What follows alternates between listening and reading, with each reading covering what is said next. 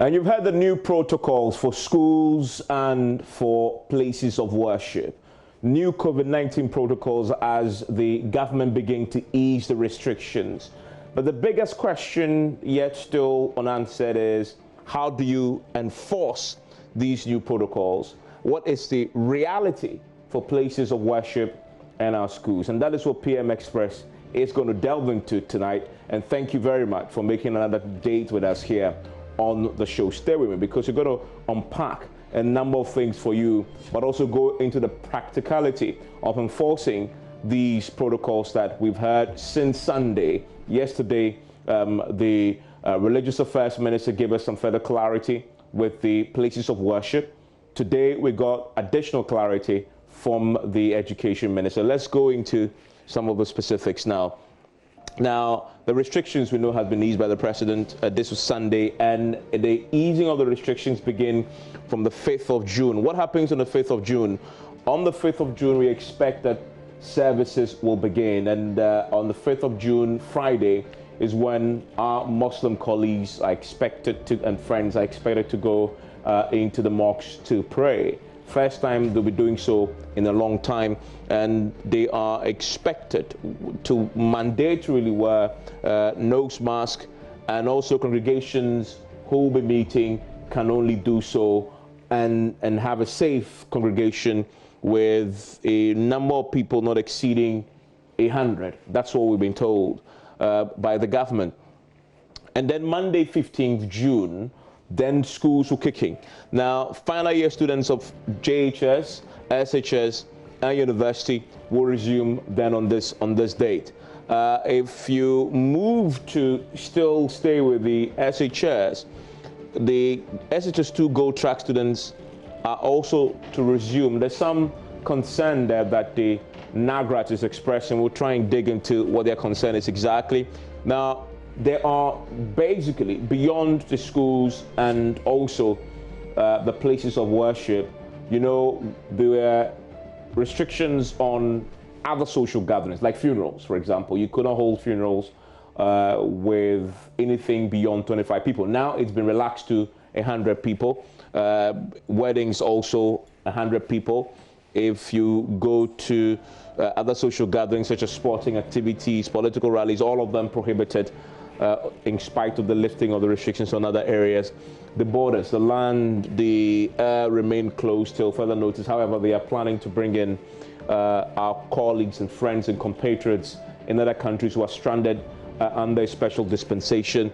The easing of the restrictions has been met nonetheless with mixed reactions. A few of the reactions you're getting, particularly from the church, they say they will not, some of them say they will not resume church services despite the green light that they've received from the state. Is it a question of a protest, just sending a signal that the protocols are unreasonable, or is simply a decision born out of protection for the flock? We'll get into that later on PM Express tonight. Now, spokesperson for the National Chief Imam have also been speaking. This is articulating the position of our Muslim friends. They say there will be challenges with holding prayers in sessions. Remember that if the mosque is that big, you cannot hold a session when you have more than 100 people. And so you have to break it down into bits. You can do that for the churches. For Christians, they have multiple services on a Sunday, but that you can't do that exactly for Muslims. And so that is a challenge that they have identified, of course, in uncharted territory for everybody here. NAGRAT, the National Association of Graduate Teachers, have their own concerns, express concerns about the SHS2 Gold Track students who are also to resume. They're asking, why must they resume exactly? We'll get into that, but why shouldn't they resume is a question I'm asking. We'll get into what NAGRAT's concerns are. Now, some university students are also unhappy about the decision to return to school. Final year students only, by the way. That is a directive from the Education Ministry there. Some parents say, I'm sure you've heard this, that even if the state relaxes, and the state has relaxed, they won't get their kids into school. But the challenge with that is these children are going back to school to write the final exams. If you as a parent don't allow your children to go into school, they will miss out on the final exams. But again, it's a question about health and also about finishing school and getting your certificate and education. Something has to give there. Very interesting dilemma for parents. Now, the key question, though, is enforcing these protocols. The police we've been speaking to tell us that they're waiting for the executive instrument to aid enforcement. I haven't seen the executive instrument. I don't know if it's ready, but the police will have to wait because it's going to specify specifically what this is. Then they can move into enforcement. But there's a huge gray area in enforcement that the challenge is going to throw at the police as a security agencies. And we're going to get into that from a security point of view, and from the point of view of the school administrators, from the churches as well. How are they going to help the state enforce this? We're going to look into that. So we're going to look at the reality then. We've heard all the protocols. I've gone through it for you. But really, what is the reality for places of worship and for schools?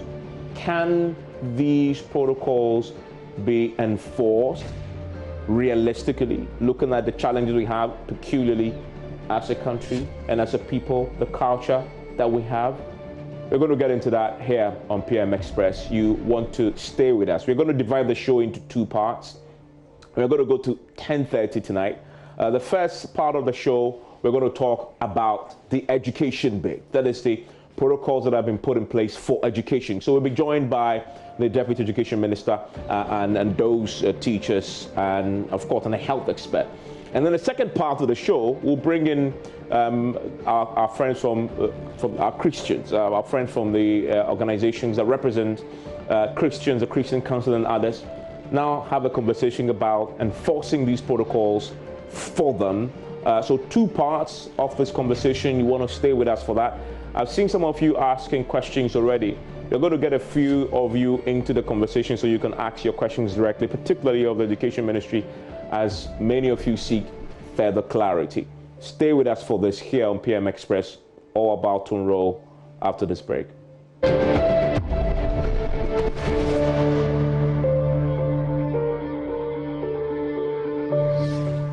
And thank you very much for staying with us here on PM Express. My guest joining me for the first part of the conversation is the Deputy Education Minister, Yao Educhum, who is joining us tonight.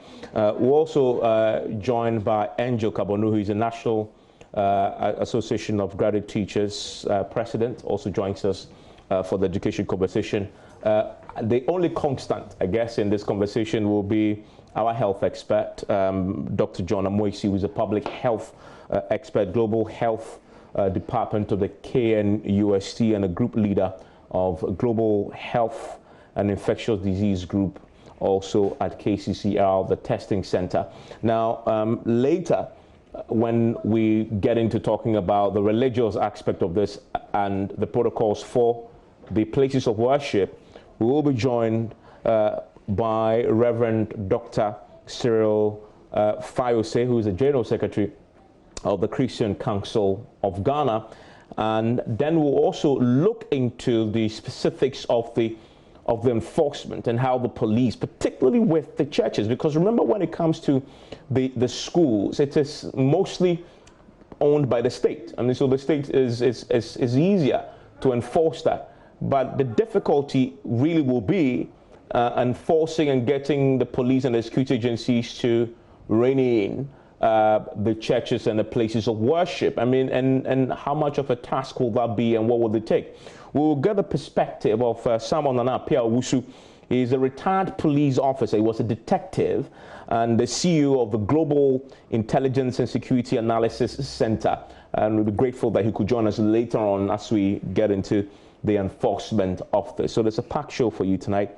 Thank you for staying with us. Dr. Educhum, thank you again for joining. I want to start with you.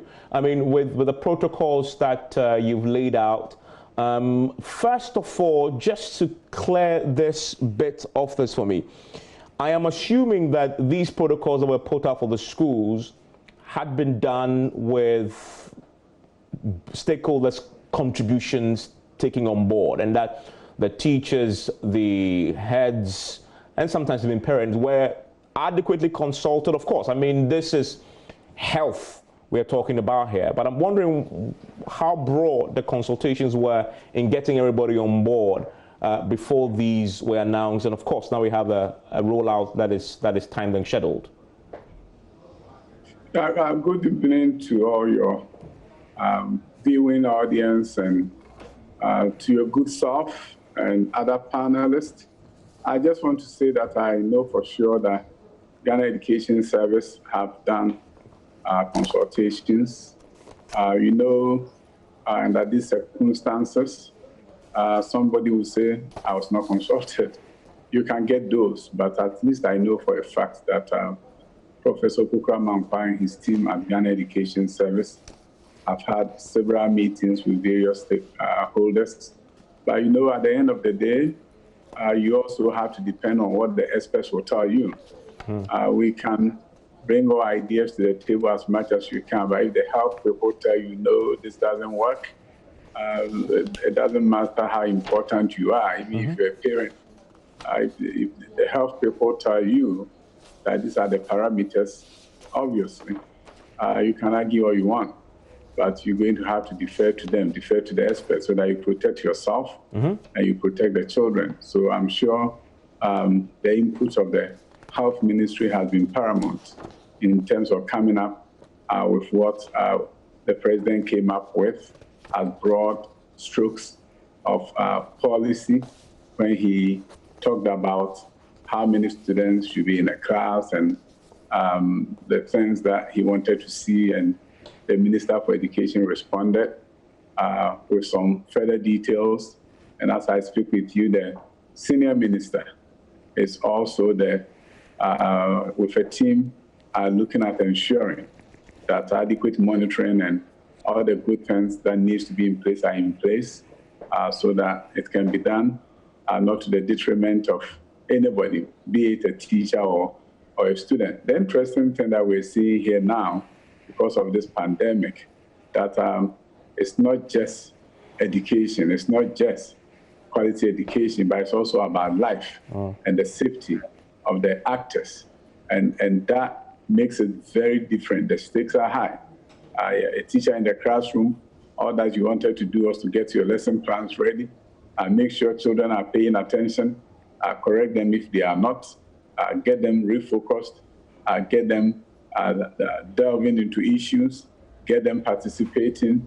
And you didn't have to think about making sure they don't come close to each other and ensuring that safety protocols are met so that their life is not at risk. These are dangerous moments. These are times when we have to all tread cautiously and make sure that, yes, education is important, but you don't make a mistake.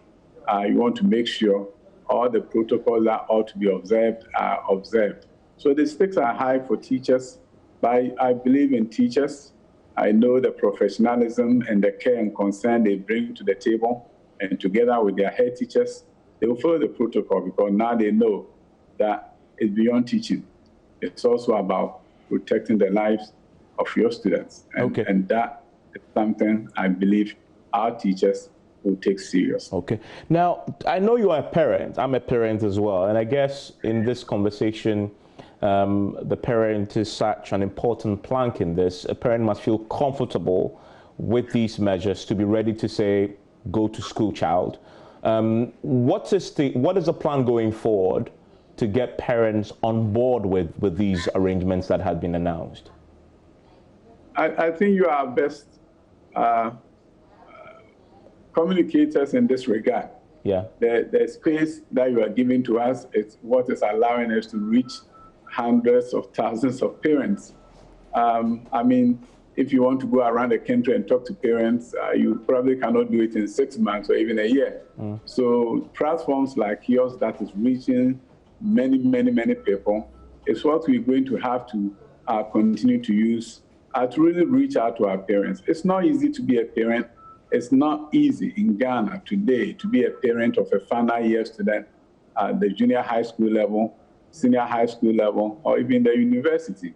you are being called upon to make a decision. And the decision is that your children have to go to school and finish their exams. And every parent wants their children to finish exams and move up on the education ladder. That is something every parent wants to see.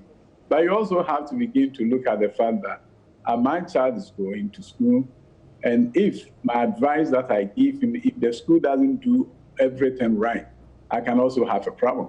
So yes, and that is why the president said at the outset that he's interested in the safety of the Ghanaian. And he even said that he knows how to bring the economy back, but he doesn't know how to bring a human being back. And that is why everything that ought to be done has to be done. Today I was happy when a headmaster called me and said that, oh, people are disinfecting my school, they are fumigating, and she was so excited. So things have started, and it has to start because it's not just about teaching and learning. It's also about protecting the very lives of our children. So this is not a joke. And I know this is something everybody is going to take serious. Okay, stay with me, Mr. Duchum, Dr. Duchum there. I want to bring in Dr. Amoisi, public health expert. Thank you again for staying with us, Dr. Amoisi, again on PM Express. I want to quickly run through now we got specifics from the Education Minister today about the COVID-19 protocols that the schools will have to enforce as they welcome the students back. I want to quickly run through some of the key ones. Disinfection of all education institutions, public and private, provision of wash facilities for all schools, provision of washable and reusable face masks for all students and staff, and students must wear these face masks when they are on campus. Mapping of schools to health facilities in case there's an issue there.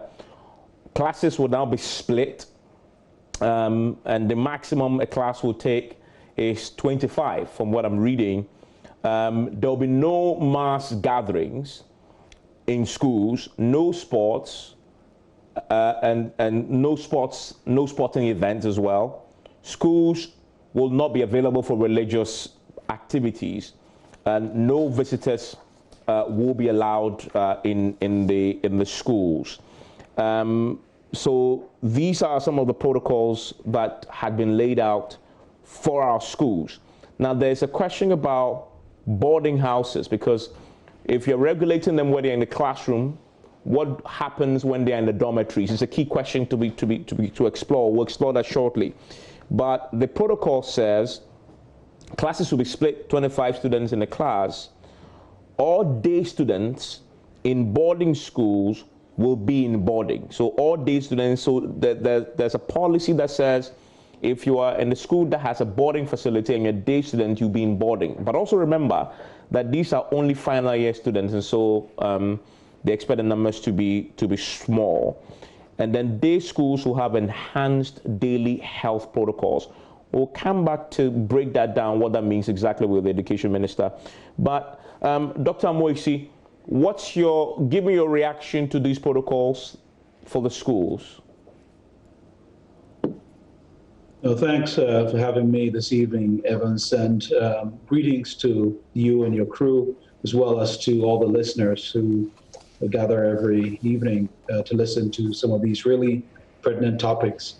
And I think many of us are pretty pleased that finally we have something to chew on and reflect on and work with from the Ministry of Education and the other ministries that are responsible for laying out details as to how things should be done. One thing that strikes me is the decision to limit the activity or the return to school to the final year students. I think that in itself is a wise decision because you're trying to titrate the students who need to go to school and finish exams and transition to a new level of their education with whatever risk is involved. Now that in itself should tell everyone that there is a recognition of an inherent risk in reopening schools. Now I always return to the question about whether the risk is worth taking or not. Now this risk being worth taking or not is weighed out at different levels. There is the population level, and then there is the individual level. So at the population level, the government has deemed it a risk worth taking. Now, translating that would mean that there will be different levels of risks for different categories of people, depending on who you are and where you're at. If you're in a well-endowed school that already has a few students per class, then you're pretty lucky, because I know there's some schools that have just about 13 or 14 in a class. And in that case, and actually the spacing in between desks in some of these schools has always been a couple of meters apart anyway. So that changes nothing much. And so one may perceive that as maybe very limited risk.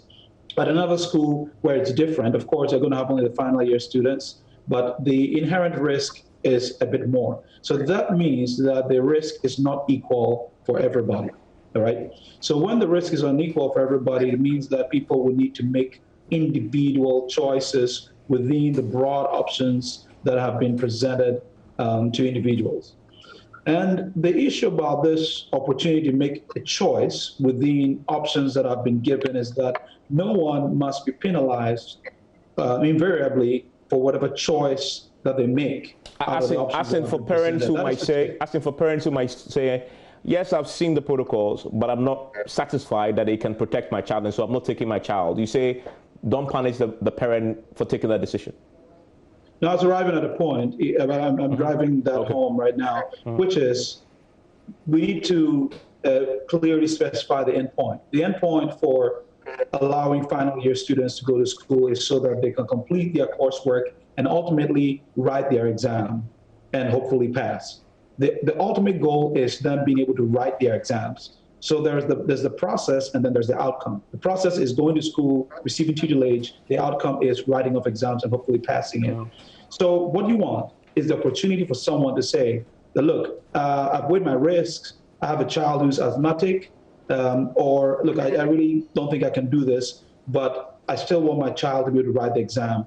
They should be able to be provided with the opportunity to do that. I don't know whether the ministry has this out and ready yet. I'm hopeful that if it isn't, it will be rolled out soon, so that ultimately one can make a choice where there is personal loss on account of not being able to go to school. If you decide that you don't want the child to go to school, they won't have the opportunity to be with their friends. They won't have the opportunity to receive tutelage from the teachers directly and so on, but they will not be penalized or disallowed from being able to sit their exams, which is the ultimate outcome, which is desired in here. So this is a very important thing that we need to recognize. Okay, I want you to, if you don't mind, because that's a very important point I want to put to the education minister, if you don't mind, so to get some clarity on it. I mean, there are millions of parents who are listening to us, some are sending questions.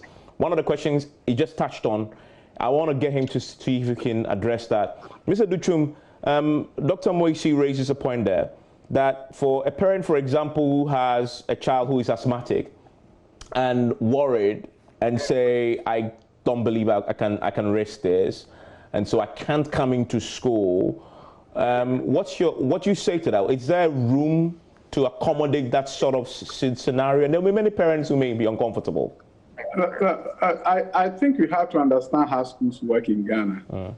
That would be a perfect scenario for education system somewhere else. In Ghana, if I live in Accra, my child goes to school at Tamasco, and is a boarding student. I don't want him to go to school. I want him to write the exam. How do I get him to Tamasco every day and then come back home and then go every day to write his exam? So we have a school system that is very complicated, and it's very different from what you can describe as going to write an exam. And also, we happen to also have an exam that takes so long a period. In other jurisdictions, if you are just taking the SAT or that kind of exam, you do it a day. And one day you can just drive your child in there, take the risk just per day, and they write the exams and they are gone. This is an exam that takes about 4 to 5 weeks. So the idea that I don't want to stay there, but I want to take the exam, it means they are still going to spend approximately 5 to 6 weeks in the school somehow. It is not as clear-cut as my colleague may want it to be implemented or may want it to be seen. Our education system is different. And as a result, there are things that makes it very difficult to implement the way he's saying. But Ghana Education Service ultimately are the implementers, and Professor Kukwara Mankwai is a listening guy. If it is something that can be done, a suggestion is made, I'm sure he will take it into consideration. But I don't really see, I can't see how you implement an exam that is going to take 5 to 6 weeks to be done. And how do you say that my child is not going to school, but they will end up spending about 6 weeks in school anyway for exam? And if I'm going to want to drive him, that is another scenario. If the school is close enough to where you live. If your child is in the school, as I said, let's say in Cape Coast, and you are in Accra, can you drive him every day to the school to write the exams and bring him back and take him back? What about, we have a unique school system. Yeah, what about the, I read here, what about the 6 weeks of academic work that I see in the... I mean, you see, the point of the matter, that it brings us back to the kind of education system that we have, which is predominantly boarding. And when you have a predominantly boarding kind of school setup, some of these things are difficult in terms of saying that my child will not go to school, but he write the exams. Exams are going to take 5 weeks. So how do you do that? And also the idea of not going there to prep. And as I said, parents are parents, and they can interface with Ghana Education Service, offer suggestions as to some of these unique scenarios. But the bottom line is, if the exams was going to be done in a week, then I can see, oh, just 1 week, I can risk it. And I don't mind that. Yeah. But if the exams is going to be 5 weeks, then what is the point? Poses a challenge. Stay with me. Let me bring back in Dr. Moise. You were going to a second point, Doc. Yeah, no, that's right. I just want to, appreciate the comments of the Deputy Minister of Education. And just to clarify that, from a public health perspective, it's all about risk reduction, not about risk elimination, because risk elimination is practically impossible. And what I was stressing was the opportunity to be granted to individuals who wish to reduce their personal risk or trade off what they perceive as their personal risk with the benefits of coming back to school. Now, I'm a parent myself. I actually have a daughter who is in final year of GHS. So, I can appreciate this also, again, from a very personal perspective. And I just want to encourage the ministry. I know that it's easier said than done, but it's important that there is a listening ear and there is effort being put into allowing people as much as possible to make personal choices and to accept the losses that will go with that personal choice. And as much to sort of broaden that as much as possible so that people can see the full gamut of options and know the implications of what they're signing up for. And again, separating out the process from the outcome. The outcome is write a final year exam, right? If you think that you don't want to be in the school, it's a risk for your child, it's your choice. But you should be allowed to write the final exam. However, if you want to write the final exam, it involves 5, 6 weeks.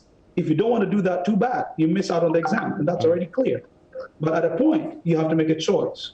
Do you want that space of sitting in a classroom, preparing for an exam, and then writing the exam, or you want to risk only writing the exam, or you want to risk none of them? If you want to risk none of them, no exam for a child. If you want to risk part of it, at least you can write the exam. And if you can risk all, it's your choice. This is what I'm talking about. But I recognize the inherent challenges in implementing this, and I certainly will leave it to the educational experts to weigh this suggestion and decide on the best way forward. Okay. Now, the second point that I was going to make, again, was trying to stress on the idea of risk reduction and its implications that go beyond just the students themselves. Now, this activity is much like wearing a seatbelt. And when you wear a seatbelt, you're not entirely eliminating the risk of having an injury if there's an accident, but you're only reducing that potential risk, all right? So many of the measures that have been put forward by the Ministry of Education prescribing the way in which final year students will come back to school are definitely in line with public health and public health measures. But it's important also that the ministry puts it up front that these are not foolproof. There will be invariably cases of infections that will spread in schools. As public health experts, we've witnessed the spread of meningitis in secondary schools. We've witnessed H1N1 in secondary schools. So this is just the reality. When people congregate, when they gather, there's an increased risk. They're putting in place all these measures to reduce this inherent risk. It's not foolproof. And that also needs to be part of the messaging that is put there so that no one says that, oh, I thought when I do A, B, C, and D, that means everything is going to be fine. It's only a risk reduction, but no guarantees. The other thing is the risk to the teachers themselves. We'll come to the risk to the teachers because I'm actually going to be joined by a teacher shortly. But I need to get a quick answer from you on this. So having looked at the protocols for reopening of the schools, from a public health point of view, are they adequate? Yes or no? Well, if you want a straightforward answer, I shy away from that. But in this case, I can tell you that, yes, they are. I think they are just about the best that can be done. They're perfectly in line with public health measures. So I would say I don't have any critique of these measures. Of course, the implementation and the ability to implement will vary very widely from place to place. But that's a different subject altogether. I hope we'll have the opportunity to touch on. I'm going to go into the monitoring and implementation shortly. But I'll quickly bring in Angel Kabonu, who's the president of the National Association of Graduate Teachers. Mr. Kabonu, thank you. We lost you earlier on Zoom, but I'm told you're back with us on the phone. Quickly tell me, you've seen the protocols. The teachers, of course, are going to share the risk with the students in the schools. Give me your quick reaction to all the points now that we got the specifics from the Education Minister today. Well, I think the nation is making an attempt to ameliorate the situation and also to reduce the possible infections that may occur. So I think as a country we are doing the best that we can, but we are yet to get into the nitty-gritties of it, the implementation, the strict adherence to the protocols, the addressing the issues of fears and apprehensions of parents, whether parents want to come and put their children in school, because in normal times, parents visit their kids after during weekends or once a month. This time I understand that there will be no visits. So these are all good grand theories that we have set in motion. The issue is when it gets to the crunch, when it gets to the implementation, how effective will the implementation be? How effective will people be able to adhere to the protocols? How we can keep the virus out of the school environment and so on and so forth. That then will become the crunch of the issue. The next thing is also to allow a very high level of flexibility. If the students are already registered for their exams, if a parent feels that the child is safer with him or her at home and that he can give the child private tuition and monitor it at home, and when it is time, he or she can drive the child to go and write the exams and come back to the home, that flexibility should be there. Because the first point of security for the children are the parents, not the government, not the Ghana Education Service, not the teachers. It is the parents. I can assure you that a lot of people are going to go into this thing now with a high level of apprehension. Talk to me about the teachers. You represent the teacher union.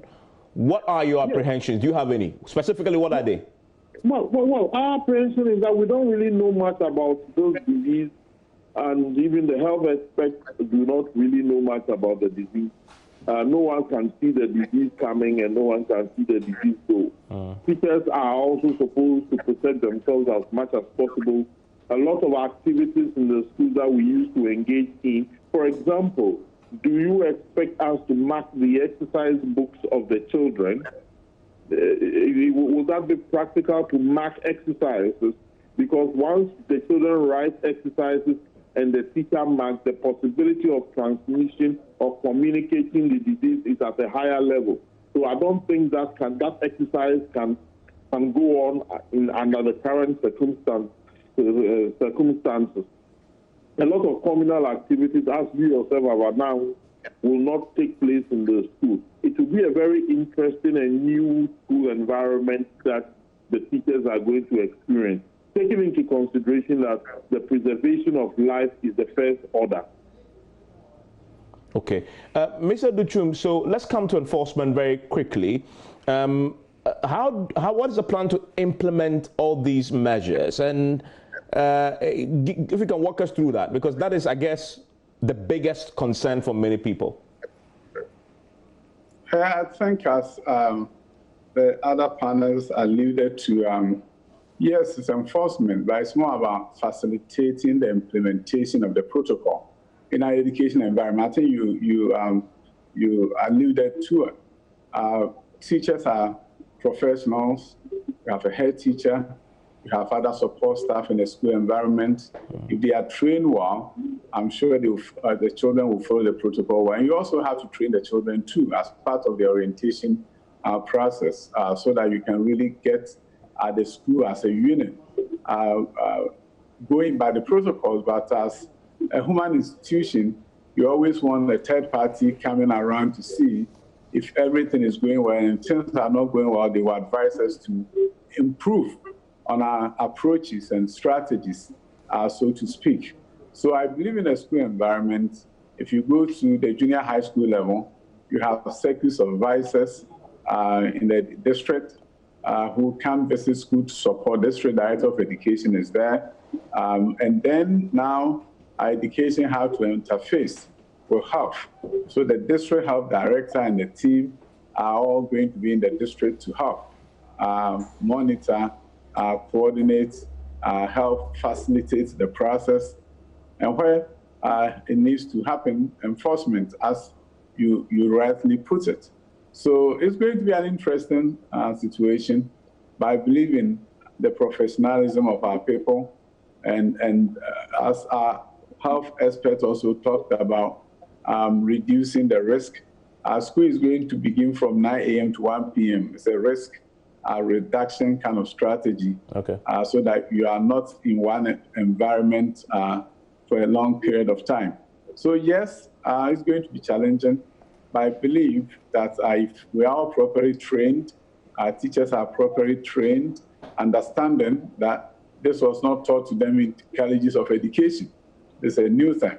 And if our health experts partner with our schools as is envisaged and give professional development training to teachers, for teachers to impart to students, I think we'll make some headway. But you always want to do your very best under these circumstances. And I think that is what our teachers and our administrators are going to do. I see that you're going to give students face masks. Will teachers get face masks and other personal protective equipment as well? I don't know about the details, but I know that they will get the face masks. Okay. You cannot just give it to the students and say, teachers, good luck. No, that shouldn't be happening. Okay. But the details of all the things that needs to be there, I think some of them have been mentioned already. Yeah, already. Let me bring in Angel. Angel Kabonu, so quickly give me your thoughts on this. All classes will be split, no more than 25 students in a class. Is that realistic, knowing what you know in our schools? Well, what it means is that you need more teachers. For example, if you have a class of, let's say, 70 or let me put it, 50 students in mathematics, so what it means is that you need 2 teachers to teach all the teachers. Number of periods will have to be more than what it is, or you have to reduce the contact hours to be able to satisfy the 2 periods. Because I don't see how a freshly recruited teacher will just get into the school and start teaching final year students. It is not practical in that sense. So we have to get to the schools and see how we are going to satisfy this. Somehow, some level of ingenuity and versatility will have to be employed in this exercise to try as much as possible to satisfy the situation. But definitely, every novel and situation will come up with some challenges. But are your members ready to take on this challenge, ready to put themselves, of course, at possible risk so that the children can finish the exams? I mean, you're ready to embrace and go back to the classrooms and help the students? No doubt. Well, duty calls, the teachers will go back to the schools, but let me say frankly that the teachers are going back to the schools with very, very high levels of apprehension. But you will go? Oh, we will go, but we will make sure that we are protected. So it begs the question, what at this point will you need to feel protected? Well, everything that will ensure that teachers and students do not get infected. Everything that will ensure that teachers and students do not get infected. I am meeting my national executive next week, and we are also going to discuss this because it's our duty to interact with the management, General Education Service, and the ministry to ensure that the materials are present, the protocols, issues to ensure the protocols are there, because we will have to ensure, it is even for the interest of the children and also for the interest of the teachers, whatever it takes. And when we realize that our lives are going to be in harm's way, we will have to alert ourselves and alert authorities promptly. Dr. Moishi, wrap this up for me. You've heard the challenges, you've articulated some of them, and I'm wondering what is going to happen in the dormitories, because they're encouraging day students in boarding schools to to move into the boarding houses. In classrooms and in the dining halls, it's easy to regulate the social distancing, but I'm wondering what's going to happen in the dormitories. So wrap it up for me. What will it take to implement this successfully? Well, the point about day students becoming boarding students, I also think is a very, very smart move. It's something that I thought about before, and I was really pleased when I heard that the ministry said that's one of the things they're putting in place. Definitely a risk mitigating strategy. Implementing this in the boarding house, particularly in the dormitories, will take a lot of responsibility on the part of the students themselves, because it's something that a housemaster, housemistress can hardly implement themselves. And this is where we as parents should come in. A lot of our children, particularly those in the final year, are very adept at social media and other online type of tools, Facebook and Twitter and this kind of thing. Now, before they head back to school, it would be very important for us to design messages that are able to touch them, that are able to reach them in the best way, so they recognize that they owe themselves a personal responsibility. And I was reading about how students, even in the primary and lower levels in other parts of the world, are taking so much responsibility and are even correcting teachers on the right things to do. And I have absolute faith in the capacity of children in Ghana to take some level of responsibility. And it's a good opportunity to teach this, that we owe ourselves a responsibility. This is a point at which it really lies on the children to make sure they hold each other accountable for doing the right things. The last thing I wanted to comment on was the risk to the teachers. And I really appreciate what Angel Kabonu, Mr. Kabonu said about it is a call to duty. It's just like those of us in the medical profession and my colleagues who are the front lines, and it's a call to duty. And now is the turn of our teachers to rise to that call to duty. But one of the things that can be done to mitigate the risk involved in responding to this call to duty is by providing, if possible, at least in the public sector, some kind of insurance cover for teachers, as well as the opportunity to access testing on some kind of scheduled basis. Now, I know it's a tough call and it's sort of a wish list, but as a public health professional, I can put that on the table as an important risk mitigating strategy, which is health insurance cover and scheduled testing for teachers. I don't know how that's going to be operationalized, but it's worth taking in consideration. Okay, so thank you. Important to recognize and point out the responsibilities at different levels through to the levels of the students themselves. Okay, thank you. Mr. Duchum, quickly address for me what you say to Angel Kabonu and the teachers out there who may rightfully be feeling apprehensive. And as he said, they are going to demand that you give them all the protection they need to feel safe. What do you say to teachers across the country right now? Before I speak to that, I know there's some kind of insurance coverage, but that was done before COVID-19. I just want to, first of all, thank them for their service, first of all, and also for the commitment that they dedicate to their work. And when Angel said it's a call to duty, I believe him, and I know that they've done it over and over and over under difficult circumstances, except that this is different. This is something we have never confronted before in our professional career. It's calling on us to do something that we're not originally trained for. So yes, it's going to be challenging, but I know something about teachers. Their care for their children is at the level where it permits them to do the impossible. And I'm sure as we provide everything that is needed to protect our teachers and protect our students, they will do their very best to ensure that we can hold the disease at bay during the period of time that the students are going to prepare for the exams and also write the exams. But I can understand the anxiety. I can understand going to school under these difficult circumstances. So I can appreciate the apprehension. But I also believe that President Nana Addo Dankwa Akufo-Addo have made protection of the lives of his people his #1 goal and priority. And he's therefore going to, under his leadership, under his watch, make sure that teachers get wherever they need to make sure they will feel secure, they will feel safe, and reduce the level of apprehension, so that at the end of it all, when the students finish their exams, it will call for a celebration, and it will call for us congratulating our teachers in the same way that we've congratulated our nurses and other health professionals. Okay, and the final question that a parent asked me to ask you is that for those day students who will now become boarders, who is going to bear the cost of that? Because day students is less expensive than being in a boarding house. A parent asked me to ask you that. What would your answer be to that?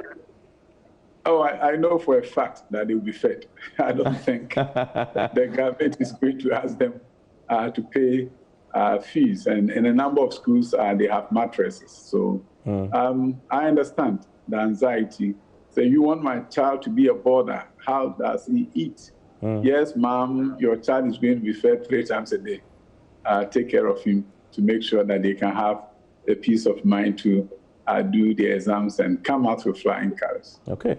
So that's your answer there. Thank you very much, Mr. Duchim, the Deputy Education Minister. I'm grateful that you could join me. Also, Angel Kabono, who is the President of the National Association of Graduate Teachers, who also joined me. We will still have Dr. John Amoisi stay with us because we're going to move into the second part of the conversation with the religious aspect of this. The protocols were spelled out last night. There's a lot of conversation about this. And then the key question is, for the religious and bodies and places of worship, how do you enforce that? Not more than 100 people in a church, but the church in Bunkurugu village, or my village in Bunkatamanso, that's small church, who is going to enforce it? And if you're enforcing it, you don't have to necessarily count the number of people in the church.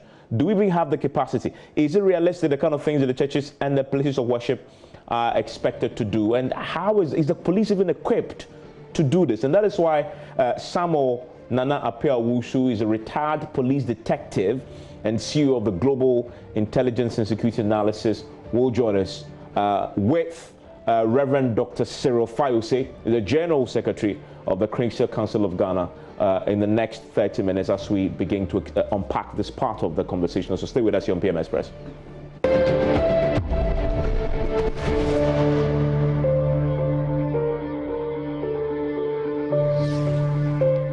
Joining me right now for this part of the program is Reverend Dr. Cyril Fayose, is the General Secretary of the Christian Council of Ghana. Also joining me is Samuel Nana Appiah-Owusu. He's a retired police detective and a CEO of the Global Intelligence and Security Analysis Center.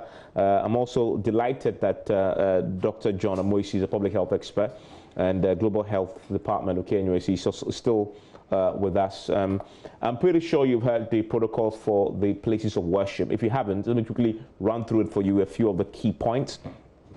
No mask, no entry. hand washing facilities and sanitizers, waste management facilities, regular cleaning every two hours in the church. They have to designate holding rooms for the sick, regular disinfection once a month, training cleaners and wearing appropriate PPEs, avoiding confined places and avoid using air conditions, rather allow ventilation, no handshakes, no spitting, evacuation procedures must be in place. We must have a COVID-19 task force set up in-house. People who are unwell cannot attend the church.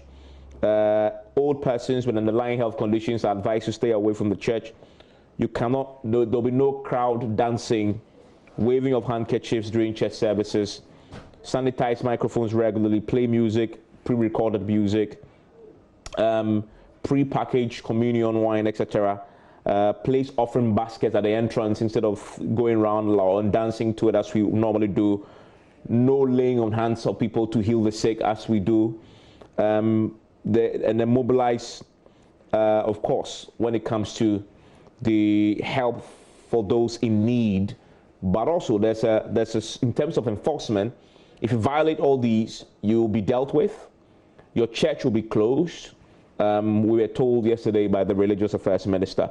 Reverend Dr. Fayose, I've heard you speak today and how the Christian Council is coordinating to get the first line of enforcement, as we heard the minister say yesterday, is self-regulation. I wonder, since the directives were spelled out last night, what conversations have been had among your members in terms of the protocols to self-regulate, so the state doesn't need to come in with the police, sometimes the military, as we were promised that last night, to crack down?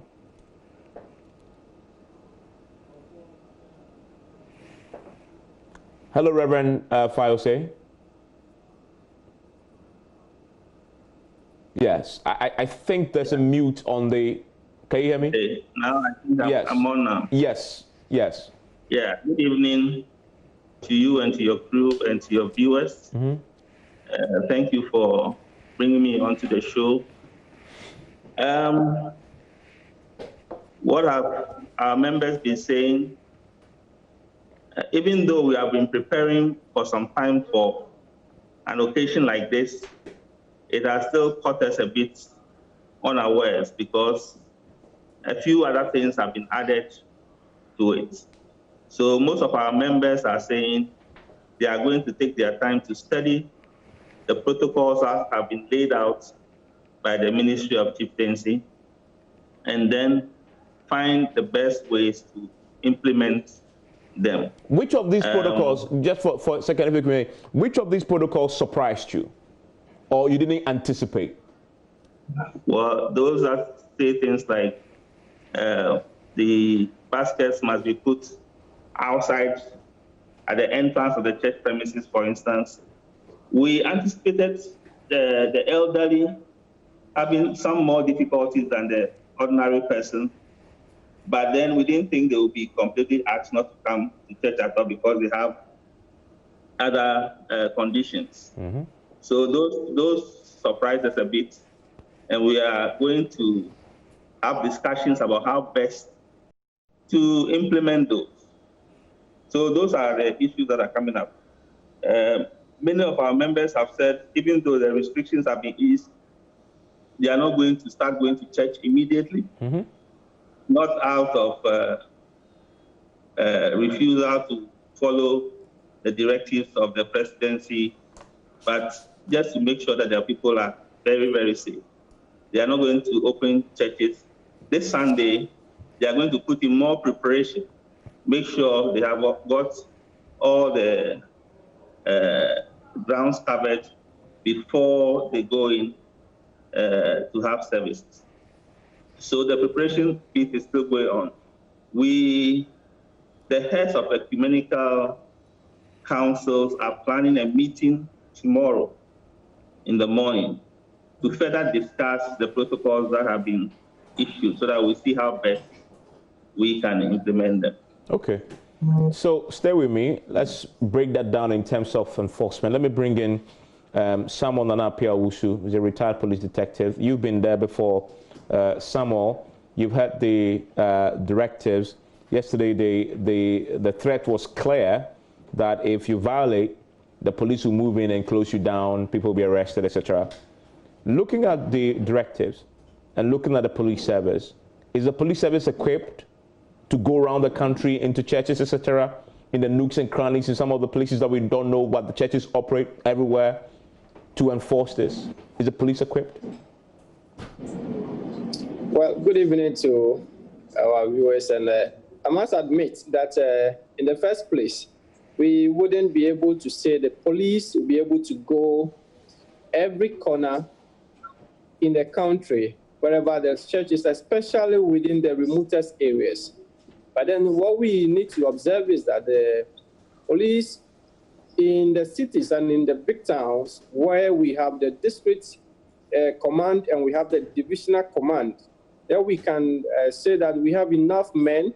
Probably if there are some form of measures that we can deploy men for patrols, as it's been doing, then the patrol team will be able to identify all those areas, and as and when necessary, they will move in there.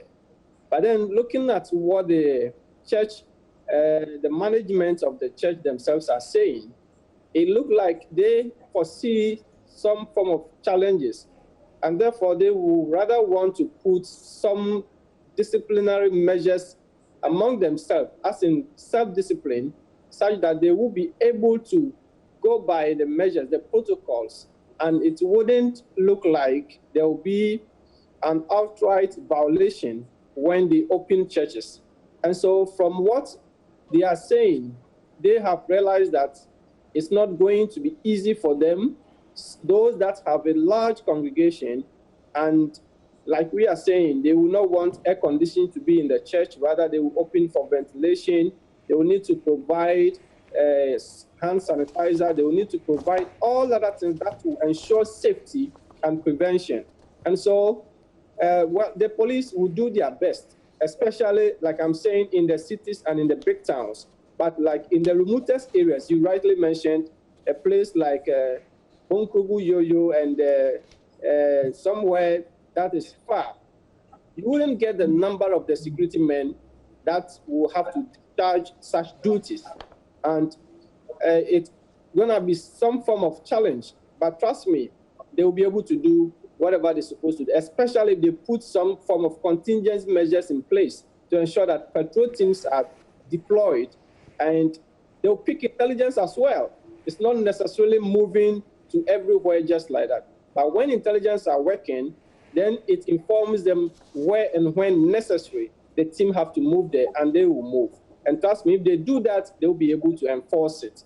But I think the church themselves, they are putting measures in place to ensure that everything will go accordingly, and it will not be outright violating by the orders given or the orders given by the president. Yeah, I mean, Reverend Fayose, I want to come back to you. Something you said that I've also heard today other religious leaders mention as one that came to me as a surprise. The directive on leaving the offering baskets at the exits and the entrance, you say surprised you. What about that particular? Because you're not the only religious leader who had raised that as a concern. What about that surprises you and is a concern for you? What surprised us is the fact that they said we should leave it outside and not inside the building, because it could serve the same purpose. If it's inside the building, we make sure, according to the guidelines that we initially provided, people should not touch. It should have a white mark so that you can just drop in your offering and move on. And we believe that it can be done equally inside and not necessarily outside. That surprises a bit. But let me just make a quick comment about the enforcement. I think the Deputy Minister of Education alluded to that. It is not so much a question of enforcement as it is facilitation of the implementation. And what I mean by that is that we must do engage the member churches and the members, educate them so that they can protect themselves by implementing these protocols in the first place. To try to enforce it will not be the best. If people really do not understand, they don't see the reason why they should even follow these guidelines. No matter how hard you try to enforce it, some people will still hide somewhere and do things that may spread the disease. So I don't think the word or what we are looking for is enforcement. Of course, the intelligence people can come around and make sure that the right thing is being done in every place. But the most important is to make the people aware of the importance of these protocols. And I believe that churches are one of the most disciplined places. Christians are orderly persons, and I believe that most of them, most churches will follow the protocols to the letter. Let's talk about that a bit more. It appears, because the enforcement bit, it appears that churches really don't have time, because from what the Religious Affairs Minister said yesterday, beginning this very Friday, the enforcement mechanisms will be in place. In fact, he's already threatened you and the Christian body, and of course, the mosque and our Muslim friends also. And I want to quote this because it's one of those chilling ones, that a church or mosque or other religious bodies that violates the laid down protocols will be dealt with appropriately. A church or mosque or other religious organization in violation could be closed down. The leaders in charge would equally be held liable. What's your reaction to that? I do not think that threats and sanctions will do the trick. I believe that, as I've already said, educating our members will be the best way to implement these protocols that we are talking about. But isn't that a fundamental responsibility of Christian Council, or is it government, or together that this must happen? Well, these protocols, as they have been released by the government. So they have the initial responsibility. But what I'm saying is that before these protocols were released, the government consulted the churches and actually asked the churches to come up with protocols and guidelines that will mitigate against the spread in case the restrictions are eased. And in fact, we came up with most of these protocols, even though a few had been added to them. We believe that we are going to follow them to the letter. We have always observed and adhered strictly to whatever the government has said up to this point in the fight against COVID-19. And we are not about to change that. So we are partners with the government, and life is sacrosanct as far as we are concerned. So we'll do everything in our power to make sure that these guidelines are adhered to strictly. But it will not take threats.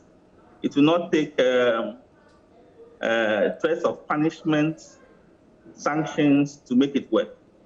It will take education, helping our people understand why it is so critical to do this. Let me also say that the same people who are going to come to church are the same people who visit our markets, who are in our banking halls and our other public places of work. And I have seen many of them observe these protocols to the letter: the wearing of face masks, the washing of hands, the use of sanitizers. We have adhered to them as citizens of this country this far. And we believe that we are going to adhere to them even when it comes to worship. And in worship, we are even more disciplined. I see. I'll come to you, Dr. Moisey, on the question there that we just had there expressed about the enforcement of this. And as a public health expert, you just had the Christian Council express concern about what appeared to be the hardline approach that the government had articulated will be applied in enforcing this.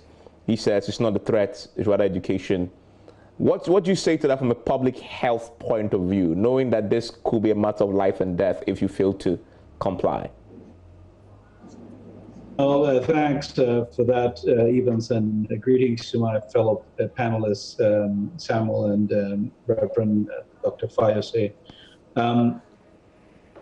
I think this is where the rubber hits the road, and it's really important to recognize that there's two major groups without which how far Ghana has come in our fight against COVID-19. Without their support would not have been possible. One is the National House of Chiefs and our traditional councils, and the second is our religious institutions and bodies. You've seen how churches and mosques have rallied together to support the policies that have been put forward by government. You've seen how the Christian Council, the National Association of Charismatic Churches, the Chief Imam, and others have been really supportive in articulating some of the measures that have been put in place and encouraging people to follow these to the letter. And public health is something that we call behavior change communication. And there are measures, the approaches that are recommended as to how to achieve results. I can tell you as a public health expert that some of what we can refer to as veiled threats and risk of sanctions are certainly a method of public health implementation. But in this current scenario, I would strongly, and I can use that word, discourage that approach. Because here you have a community of people who have been highly cooperative and have largely pushed the national agenda. And if now there is opportunity to return some of the privileges or the opportunities, what you want is for them to still hold your hands and not to say, if you do not do as I say, you're liable to X, Y, and Z. I think I would go with rather a much more coercive and participatory approach. I can understand why the laws need to be in place, and it's really important the laws are put in place. But at the same time, recognizing the kind of stakeholders that we have and the need to balance these. Again, I can say from a very personal perspective, because I also serve as a pastor in a church, and I recognize from it, and I'm often conflicted as a public health professional, and then also as a pastor, to what really can be done, what should be done, what is my personal responsibility, and what is my responsibility to my congregants or to those who look up to me. And these are questions that all religious leaders grapple with. And I think I'll return to this point of the need for education on what is the corporate responsibility and what is the individual responsibility. These two are inseparable, even though we need to address them as distinct things. They dovetail into each other. But Dr. Moisi, do we have time to do this form of education for behavioral change? Remember that it's just this Friday that places of worship come open. And so between now, yesterday, in fact, last night when the restrictions were announced, and Friday, it's impossible, I guess, to do the education. However, some places will open. The police will be out in force from what we've been told. Even sometimes we've been told by the religious affairs minister that the military and other security agencies will also be complemented to go out there and enforce. So clearly there isn't time, is there? No, I think that's a really valuable point. And I can tell you from where I sit, again, as a pastor, that there are many churches that are not planning on starting off this very Sunday because the time is short. And if I picked up right from the tone of the Reverend Dr. Fayose, he alluded to this, that they're now sitting down and reviewing some of these to see what can be implemented. I believe the vast majority of churches will find this timeline rather short, but churches have not been instructed to open. They've been given the opportunity to open. So I guess many churches will be reviewing things, sitting down and planning, and I wouldn't be surprised to see majority of churches reopening next week rather. But there's some who may be ahead of the curve, who may have already put things in place and who have good capacity to start immediately, and they will do so, and this is fine. The other point is regarding our police. I must say that we have a pretty great police force in this country, I must say. We've seen this week what's been going on in the U.S., Minneapolis. And I used to live in Minneapolis. And very interestingly, I know Dr. Pius also used to live in Minneapolis. And right. Yeah, and the kind of things that we've seen are really terrible from the police there. We don't have that level of violence from our police in our country, so we need to celebrate our force. And I can tell you that the police is pretty adept. I recall we were doing a pre-recording for service during the lockdown, and it was the time that you can't have more than 25. And someone called the police on us, and the police came and checked the numbers. We were less than 25. They actually came in, counted, and they left because they saw we were observing the social distancing. We're less than 25. They were happy. They just took a look around and they left. So I think we have a great force that can do this, especially in the big cities and towns. It's going to be a challenge in the villages, but that's a different story altogether. So yeah, by and large, I would say that there has to be this togetherness approach in this endeavor, recognizing that the major stakeholders, really the major stakeholders in this, are our religious institutions and our traditional institutions. I mean, Samuel, help me here. From a security point and enforcement, you have been a former detective. Which approach is best?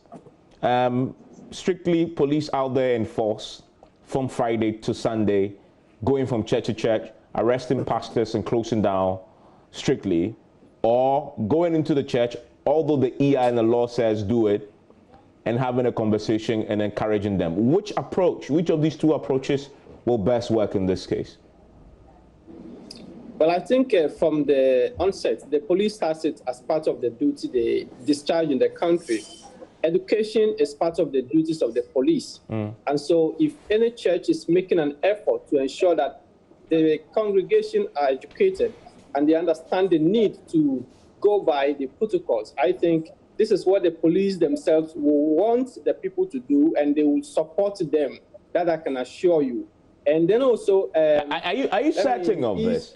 Are you certain of this? I hear Dr. Moisi very complimentary of the police, but we've seen situations where they don't do that sort of cooperative policing. They go in there and they use a force. Because if you listen to the Religious Affairs Minister yesterday, there was no room whatsoever for we are coming to educate you.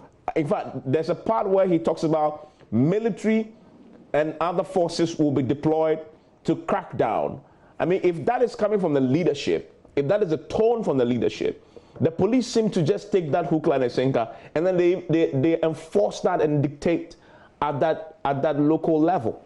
Isn't that your experience in the police service? I think you use a word that the minister threatened them. I think the word is a bit harsh. It's not just threatening them. They have to let the people understand that, well, there is a rule or there's law governing whatever procedure that the government is trying to implement. And so if you violate that kind of rule or that kind of procedure, there's sort of punishment for you. And so he sought to explain that one. Then again, it's not like the police just wake up and they'll go out there, start arresting the pastors and then subjecting them to whatever that is not good, as we may term it. But like I said, the police, normally what we do is to based on intelligence, okay? When issues are happening and the police pick intelligence that maybe some particular church, consistently, they are not trying to go by the protocols, then there's the need for the police or the security to act. In that direction, they will act. Much as the minister or the government has these measures in place that they must go out to enforce whatever laws that is in place, it is not just as robotic that the police will just get up and go out there and do anything. No, the police do mostly intelligence gathering, and they do analysis of reports that comes to them, and they do whatever contingent measures that are there feasibly to allow them to achieve the target, which by and large, if the majority of the people come to understand the need for them to educate themselves that, well, let us do this in our own interest to ensure our safety and security, I think it's going to be very flexible. Let's all be mindful that, well, I like the fact that the doctor was commending the police, that when somebody called the police on them, they came there, they look at the environment, they counted the people, and they realized that these people are conforming to whatever procedure that is there. And it was nice. We hope that going forward, we have an institution that we can be proud of and we can boast of and say that, wow, these are the institutions that we need to have. Well, and trust me, going forward this time, I know they are listening. They want to ensure that they will be able to have a good image for themselves. Well, I tell you what, we won't have to wait long. Friday is just around the corner. We'll see how this plays out. But Dr. Fayose, let me ask you this. I know not all churches belong to the Christian Council.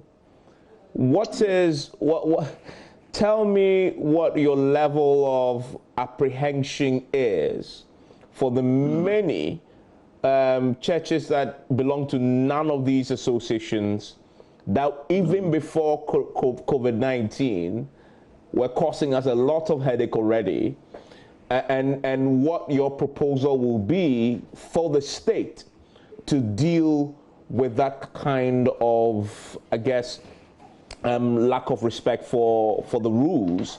Because in this case right now, it's a matter of life and death. What would your recommendation be? First of all, let me make just a quick point about our preparedness, or whether we can even engage in education, looking at the timelines that we have. I would like to say that the churches, the religious bodies have started their education long before even now.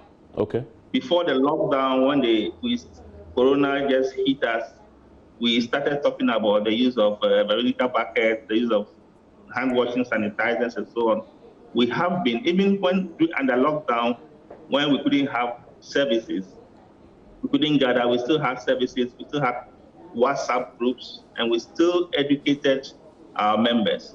So we'll just take it to a different level at this point. Yes, we have a lot of apprehension when it comes to the standalone churches that do not belong to any ecumenical body. The ecumenical bodies have come together to think about this severally. And one of the recommendations is to encourage every church to join an ecumenical body. Having said that, we know that some of them will still remain standalone. We have asked members of the ecumenical bodies that are in existence. We have Christian Council of Ghana, Ghana Pentecostal and Charismatic Council, National Association of Charismatic and Christian Churches, the Catholic Bishops Conference, Council of African Independent Churches, and others, so many others. I can't even mention all of them. We are encouraging them that they should identify the churches within their communities that are not members of this council and befriend them and help them to adhere to these protocols. Because for us to win this fight against COVID-19, it must be a whole society affair. Parts of the society cannot be adhering to the rules or the protocols whilst the other parts is lax about it. That would defeat the whole purpose. So we have to help each other. So in terms of even the implementation or the enforcement, we want to do what we call peer review. The churches themselves, we have local council of churches. The local council of churches members should visit each other. And in the local council of churches, for those who are not even members of the ecumenical bodies, many a time they are members of the local council of churches. So if you take Medina, for instance, the Medina local council of churches will have some of these standalone churches as members.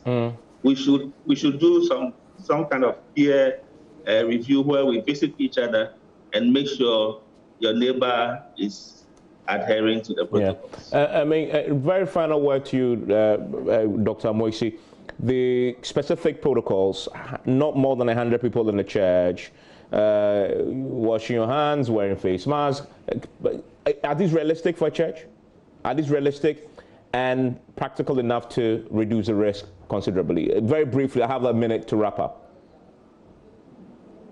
No, thanks, Evans. I think that if these measures are adhered to, they will help to reduce the risk. I, from a personal perspective, see that it's going to be really, really difficult. to adhere to these, wearing a nose mask and a face mask and having to sing or having to preach, wearing a nose mask and having to carry out all activities, not being able to shake hands, not being able to lay hands, not being able to exchange greetings and this kind of thing. I think the practicality is going to be very, very difficult. I have a feeling that maybe many churches would feel that meeting online or would even be a better option if they could. And I'm really looking forward to a time when we have this disease fully under control and we can go back to what we believe is real Christian fellowship. But at this rate, it's the best that we have, and we just have to make the most of it, even if some of them would be impossible to follow strictly. Okay. Reverend Fayose, is any of it impossible for you to follow? I think I agree with Dr. Amoisi that it's going to be extremely difficult. I was doing the maths in terms of the numbers. If you have a congregation of 1,000 and only 100 can worship at a time on an hourly basis, it's going to take several hours, 10 hours, 10-hour session. And is it going to be the same pastor who is going to do all 10-hour sessions? So there are real complexities and difficulties embedded into these protocols. Okay. That's why we have to really study them a bit more to be able to implement them and strategize as to how. But I think this is one step further from where we are coming from, where it was a total restriction. Yeah. At least it's a partial restriction. So I guess as they say, half a loaf is better than none. I'm grateful that you guys joined me. That is Dr. John Amoisi. You stay with us for 1 hour, 30 minutes. I'm really grateful.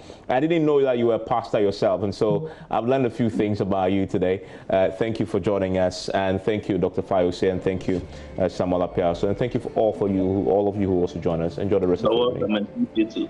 Thank you. And Dr. Amoisi,